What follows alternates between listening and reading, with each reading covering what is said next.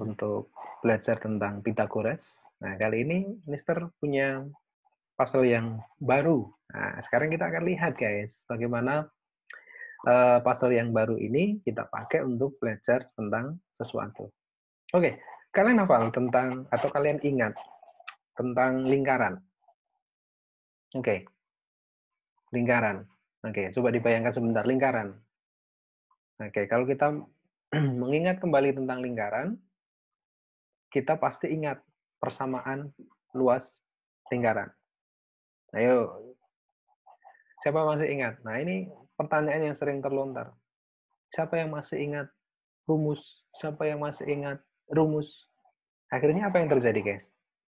Kalau kita selalu bicara tentang rumus, akhirnya seringkali kita lupa. Bahkan kita dipermainkan oleh rumus itu. Jangan memainkan rumus, tapi justru dipermainkan oleh rumus. Karena selama ini kita belajar hanya menghafal, guys. Itu yang terjadi. Itu juga sama, saya alami juga. Jadi, seringkali saya mengalami kesulitan pada saat saya harus menghafal sekian banyak rumus yang akhirnya membuat saya justru malah tidak jadi belajar karena rumusnya banyak sekali. Jadi, oke, mari kita belajar dari bermain dengan menggunakan puzzle. Kali ini kita akan belajar puzzle lingkaran. Oke, sekarang kita lihat puzzle kita. Oke, ternyata harus manual, guys, karena remote controlnya nggak bisa dipakai. Saya geser dulu, guys, ya. Oke, sekarang kita akan gunakan puzzle kita. Nah, jadi kita sekarang mempunyai satu lingkaran, guys. Ini ya, kita perhatikan ini di sini. Lingkaran yang kita miliki seperti ini, sehingga kita bisa lihat di sini jari-jarinya. Nah, sekarang karena ini prinsipnya menggunakan puzzle, guys. Jadi kita akan potong, oke, lingkaran ini menjadi beberapa bagian seperti prinsip menggunakan puzzle. Ya. Sekarang lingkaran kita, nah ini kita mau belajar apa namanya? Memotong lingkaran ini menjadi 16 bagian, guys. 16 bagian yang sama besar yang sering dikatakan sebagai juring, guys. Karena nanti akan potong berdasarkan jari-jarinya sehingga nanti akan menjadi 16 bagian seperti ini, guys. Jadi ini kita sudah potong menjadi 16. Nah, sekarang kita gunting satu persatu sehingga kita mendapatkan 16 bagian itu, guys, seperti ini. Jadi lingkaran kita sudah kita potong, kemudian kita akan menyusun. Kalau di video yang lalu, saya lupa tanggal berapa itu ya. Yang lalu itu kita potong-potong, kita susun menjadi sebuah persegi panjang. Tapi sekarang berbeda, guys. Sekarang kita coba untuk susun potongan-potongan ini tidak lagi menjadi sebuah persegi panjang, tetapi menjadi sebuah segitiga. Nah, ini Anda bisa praktekkan di guys ya, di rumah. Pada saat Anda belajar, kemudian Anda potong seperti ini. Ya, jadi nanti siapkan. Nah, ini khususnya untuk para guru kalau melihat video ini nanti bisa dipraktekkan. Jadi jangan hanya disajikan melalui PowerPoint, tetapi saran saya ini dilakukan bersama-sama dengan siswa. Jadi betul-betul kita lakukan, PowerPoint yang kita siapkan hanya untuk membantu mereka. Beri kesempatan siswa Anda untuk melakukan itu, seperti ini. Jadi dipotong, guys, ya. Silahkan dipotong, kemudian disesuaikan. Dan ingat, tadi akan puzzle kita menyusun apa? Segitiga. Oke. Jadi hari ini kita akan menyusun ini menjadi sebuah segitiga. Nah, sekarang bagaimana caranya? Oke, kita susun satu persatu. Jadi, juring yang pertama, kedua, ketiga, keempat, kelima, 6, 7, 8, 9, 10, 11, 12, 13, 14, 15, dan yang terakhir 16. Lingkaran kita sekarang, guys, kita sudah potong tadi menjadi berapa? Ingat, ini kuncinya. Dipotong menjadi berapa? 16. Oke, 16 bagian. 16 bagian itu kemudian kita susun, sekarang dia sudah menjadi sebuah segitiga. Lingkaran kita sudah menjadi segitiga. Oke guys, ingat-ingat lagi. Ingat-ingat kembali. Segitiga.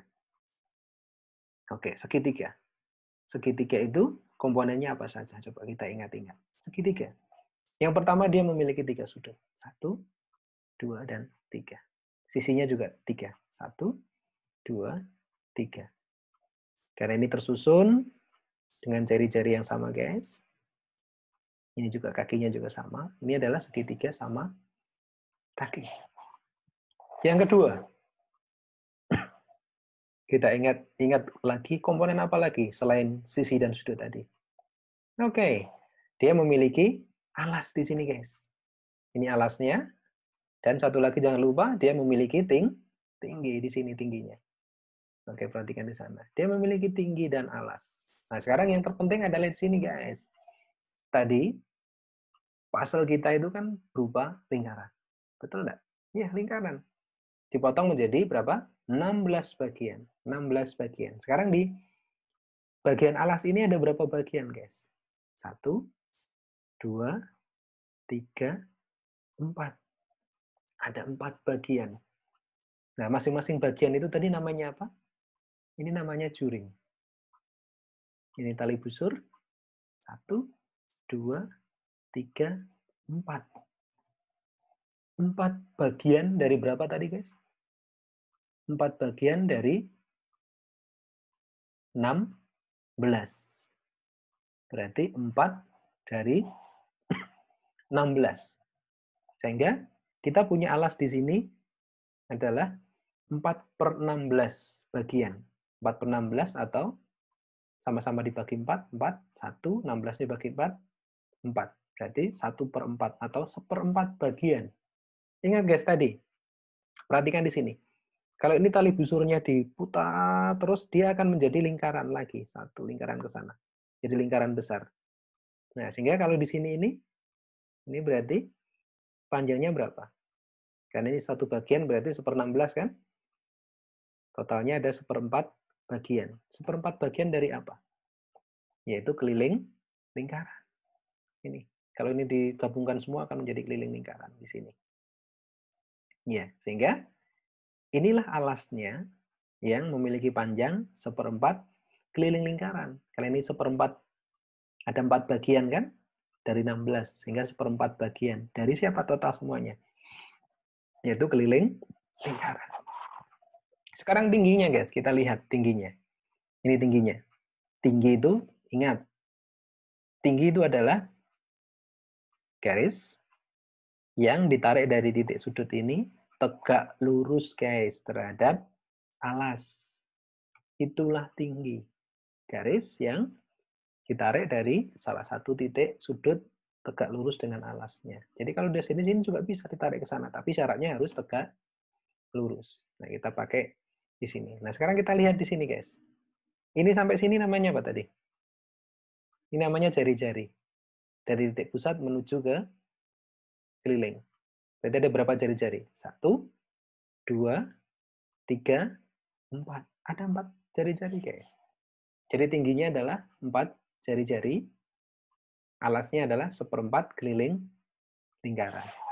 Oke. Karena tadi segitiga ini tersusun dari lingkaran tadi, guys ya. Sehingga luas lingkaran yang kita miliki sekarang sama dengan luas segitiga. Nah, sekarang kita perhatikan di sini. Jadi, luas lingkaran kita tadi sama dengan luas segitiga. Karena semua dipakai dan disusun menjadi segitiga. Nah, kalau kita lihat di sini, guys, ya, kita ingat-ingat lagi bahwa luas segitiga itu setengah alas dikalikan tinggi. Nah, kita masukkan setengah alas. Ya. Setengah alasnya tadi apa? Ya, alasnya 1/4. Oke, saya geser dulu guys ya. Ya, alasnya tadi adalah 1/4 keliling lingkaran. Oke, kita masukkan. Keliling lingkaran masih ingat? PD atau 2 PR. Dan tadi tingginya sama dengan apa? 4R. Kita masukkan lagi guys. Ya, oke. Ini setengah tadi, 1/4 killing. Ini 4. Ya, kita geser di depan. Nah, ini 4 dengan 4 bisa hilang. Oke. Kita masukkan lagi.